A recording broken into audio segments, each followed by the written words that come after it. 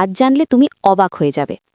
মেয়েদের কাছ থেকে দেখার জন্য সে গোপনে লুকিয়ে পড়ে জিমের একটা স্পঞ্জ ম্যাটের ভেতরে। অবাক হয়ে যাওয়ার মতোই ঘটনা। কিন্তু তার এই নোংরা প্ল্যান বেশিক্ষণ টেকে না। তীক্ষ্ণ নজরের কোচ সব বুঝে ফেলে। তবে সাথে সাথে ধরিয়ে না দিয়ে কোচ চুপচাপ ম্যাটের চেম লাগিয়ে দেয়।